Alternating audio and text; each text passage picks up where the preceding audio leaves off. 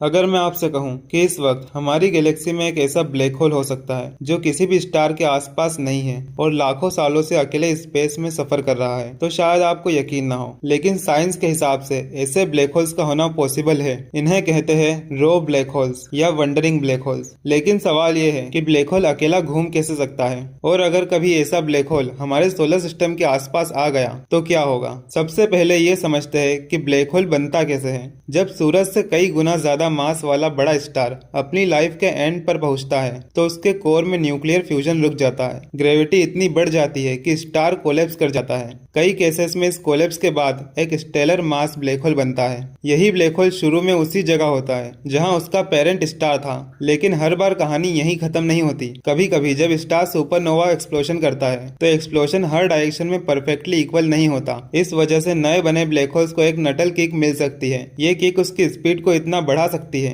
कि वो अपने पहले वाले स्टेलर सिस्टम से बाहर निकल जाए और फिर वो अकेला गैलेक्सी के अंदर सफर करता है। इसी तरह कुछ ब्लैक होल्स दूसरे स्टार्स या ब्लैक होल्स के साथ ग्रेविटेशनल इंटरेक्शंस की वजह से भी अपनी ओरिजिनल जगह से बाहर निकल सकते हैं। इसी वजह से साइंटिस्ट मानते हैं कि मिल्की वे में कई रो ब्लैक होल्स मौजूद हो सकते हैं। अब एक सवाल, अगर ये लाइट भी इमिट नहीं करते तो साइंटिस्ट इन्हें ढूंढते कैसे हैं? जब ब्लैक होल किसी स्टार का मटेरियल अपनी तरफ खींच रहा होता है तो उसके आसपास बहुत ज्यादा एक्सरेज बनती है, लेकिन रो ब्लैक होल के आसपास अक्सर कोई स्टार ही नहीं होता, इसलिए इसे देखना और भी मुश्किल हो जाता है। ऐसे में साइंटिस्ट एक और मेथड का यूज करते हैं, ग्रेविटेशनल माइक्रोलेंसिंग। जब एक इनविजिबल ब्लैक होल किसी दूर के स्टार के बिल्कुल सामने से गुजरता है तो उसकी ग्रेविटी उस स्टार की लाइट को बेंड कर देती है। कुछ समय के लिए वो स्टार ज्यादा ब्राइट दिखने लगता है। इसी इफेक्ट को देखकर साइंटिस्ट उस इनविजिबल ऑब्जेक्ट का अंदाजा लगाते हैं। 2022 में एस्ट्रोनॉमर्स ने एक ऐसे ऑब्जेक्ट की रिपोर्ट की जो ग्रेविटेशनल माइक्रोलेंसिंग की वजह से डिटेक्ट हुआ। ये ऑब्जेक्ट एक isolated stellar mass black hole हो सकता है, लेकिन इसके एग्जैक्ट नेचर को लेकर रिसर्च अभी भी चल रही है। यानी एविडेंस काफी स्ट्रॉन्ग है, लेकिन साइंस अभी भी इसे और वेरीफाई कर रही है। अब सबसे इंटरेस्टिंग सवाल, अगर एक रो ब्लैक होल हमारे सोलर सिस्टम के आसपास आ जाए तो क्या होगा।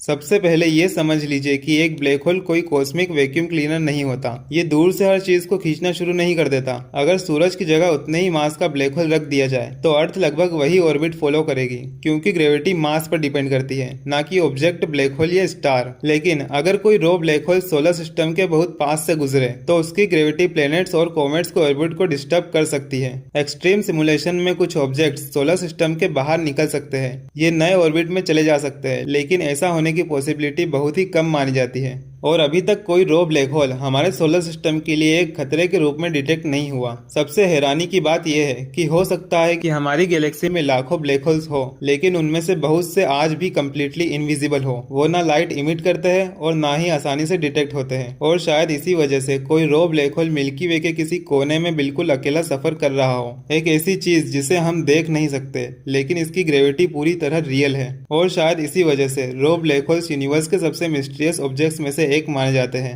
अगर आपको हमारी ये वीडियो पसंद आई हो तो जाने से पहले एक लाइक और सब्सक्राइब जरूर करें। धन्यवाद।